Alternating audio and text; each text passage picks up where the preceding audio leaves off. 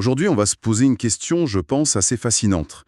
Comment est-ce qu'un livre de physique devient une légende? Hmm, Et surtout, comment cette légende peut être à la fois révolutionnaire et, sur des points clés, complètement dépassée? c'est tout le paradoxe, exactement. Et pour explorer ça, on se plonge dans un vrai monument, Gravitation, publié en 1973 par Misner, Zorn et Wheeler, le fameux MTW. Voilà, MTW, ou même, comme certains l'appellent, la Bible de la relativité générale. Pour notre analyse, on va s'appuyer sur des extraits du livre, bien sûr, mais aussi sur les préfaces de sa réédition de 2017. Et ces préfaces sont incroyables de lucidité sur la propre histoire du livre. Tout à fait. Et pour comprendre le choc qu'a été ce livre, il faut vraiment s'imaginer l'époque, le début des années 70. Avant MTW, les manuels sur la relativité, c'était, comment dire, austère, quoi. Très académique, j'imagine. Très, très formel. Très mathématique. Et surtout, les maths utilisées commençaient un peu à dater. Il manquait cruellement d'intuition physique. On vous donnait les équations, mais pas le moyen de sentir ce qu'elles voulaient dire. On ne voyait pas la physique derrière les symboles. Voilà, la mission de MTW, c'était vraiment de dynamiter tout ça. Donc le but, ce n'était pas juste d'enseigner la relativité. C'était de changer la manière de l'enseigner. C'est exactement ça. Et ça se voit dès qu'on ouvre le livre, c'est bien ça. Ce n'est pas un manuel classique. C'est une brique, Une énorme brique de 1300 pages. avec une structure qui peut sembler déroutante au premier abord. Oublie complètement. Le livre est organisé en 2 pistes. 2 pistes. Oui. La piste 1, c'est le parcours essentiel, on va dire, le cours de base sur la relativité générale. Mais, et c'est ça qui est fou, cette piste ne représente même pas un tiers du livre. Ah oui, quand même. Et tout autour, il y a la piste 2. C'est un ensemble d'approfondissements, d'applications, d'exemples. On peut naviguer de l'une à l'autre comme on veut. C'est un peu le livre dont vous êtes le héros, mais pour la physique. On choisit son propre chemin d'apprentissage. C'est exactement l'esprit. Et ce n'est pas tout. Ils ont ajouté ce qu'ils appelaient un 3e canal de pédagogie. Ah. Les fameuses boîtes. Ces encadrés qui apparaissent au milieu du texte. D'accord, je vois. Et ces boîtes, elles sont conçues, selon les notes de Wheeler, pour être volontairement désordonnées. C'est là qu'on trouve une anecdote historique, une question un peu provocante. L'idée, c'était de recréer l'ambiance d'un débat en salle de cours. J'imagine que cette approche, ça n'a pas dû plaire à tout le monde. Soit on adore, soit on déteste. Les réactions de l'époque sont radicales, vraiment. D'un côté, on a des critiques qui parlent de chef-d'œuvre pédagogique. Et de l'autre? De l'autre, c'est une levée de bouclier. J'ai une citation d'un critique qui se plaint que c'est un livre difficile à lire de manière linéaire. Bah oui, c'était le but. Exactement, un autre parle de répétition inutile, presque tout est dit au moins 3 fois.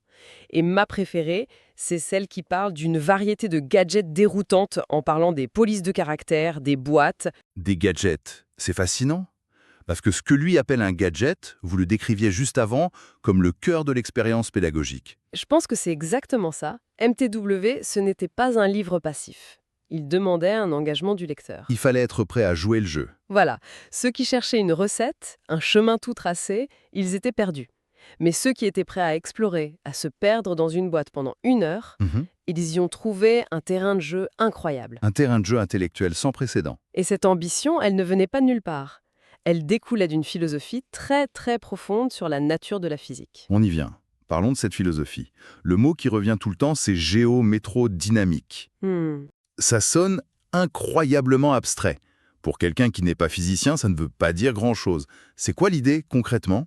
C'est le concept clé de John Wheeler. L'idée que les lois de la physique ne sont, au fond, que des manifestations de la géométrie de l'espace-temps. D'accord. Et pour vraiment comprendre ça, il faut saisir un principe que le livre martèle sans arrêt. Pas de géométrie préalable. No prior geometry. Ce qui veut dire que l'espace-temps n'est plus une scène de théâtre fixe. Précisément, c'est ça la rupture totale.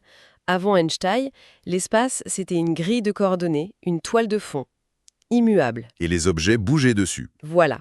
Avec la relativité générale, la scène elle-même devient un acteur. C'est une danse.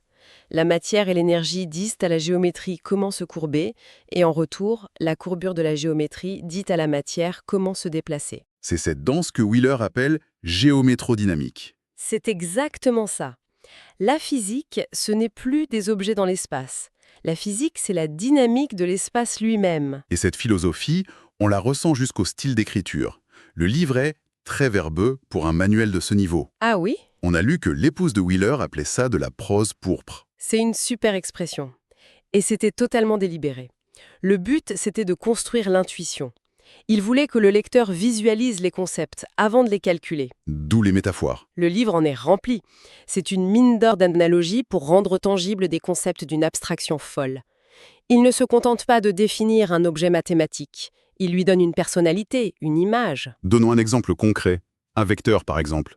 Un objet de base. Alors, dans un manuel classique, un vecteur, c'est une flèche. Longueur, direction. Point. Dans MTWMI, un vecteur, c'est bien plus. C'est aussi un opérateur de dérivée directionnelle. C'est-à-dire? C'est une instruction. Elle vous dit « mesure à quelle vitesse cette chose change si tu te déplaces dans cette direction ». Ça transforme un objet statique en une action. Je vois. Ou alors la une forme, un objet encore moins intuitif.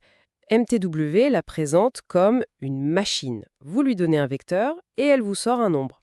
C'est une vision très fonctionnelle. J'adore cette image de machine. Ça rend quelque chose de purement mathématique très concret. C'est le but. Et l'exemple le plus célèbre, c'est leur description du champ électromagnétique. Le tenseur de Faraday. D'accord. Oubliez les équations de Maxwell un instant.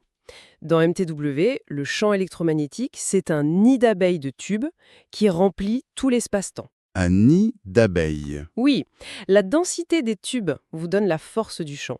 Et une fois qu'on a cette image mentale, on peut voir des lois physiques complexes, comme la conservation du flux. C'est génial. Donc ils n'ont pas seulement appris la relativité à des générations d'étudiants, ils l'ont appris une nouvelle façon de penser la physique. C'est ça. Une façon de penser visuelle, géométrique. Et visiblement, cette nouvelle façon de penser, elle a trouvé son public.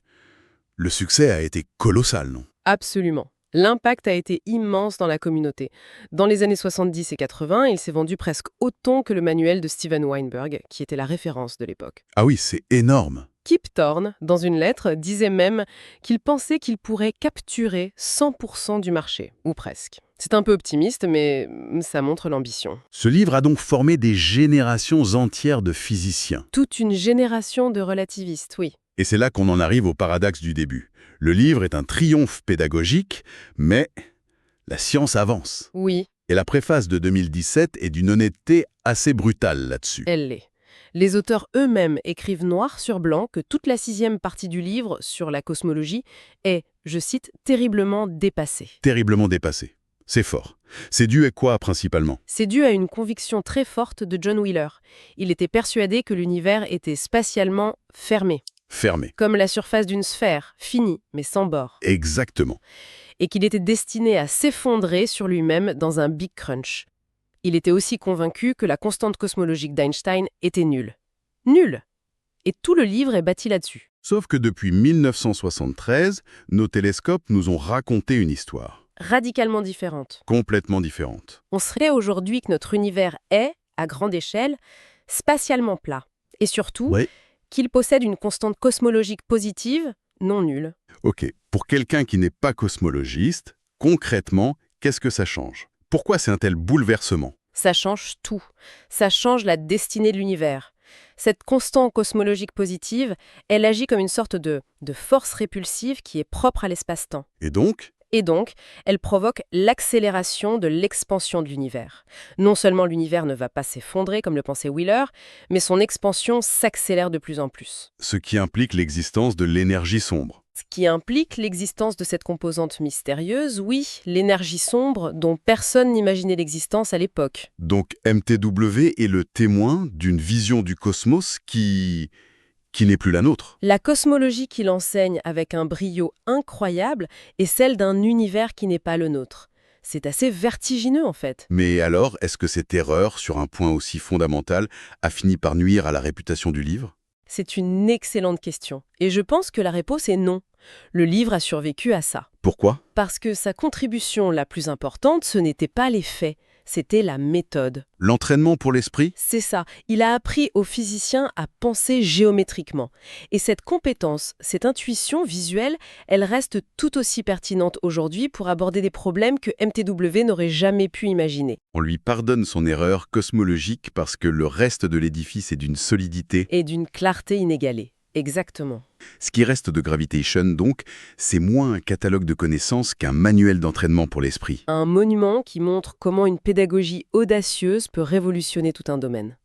Et il faut dire que le livre ne s'arrêtait pas à la connaissance établie. Il poussait déjà vers les frontières de l'époque. Ah oui, Il y a des chapitres entiers sur ce que Wheeler appelait la géométrodynamique quantique. la version quantique de sa grande idée. Oui, il explore cette idée folle que si on pouvait zoomer à l'échelle de Planck, une échelle incroyablement petite, On parle de 10 puissance moins 33 cm, c'est ça? voilà, quelque chose d'inimaginable.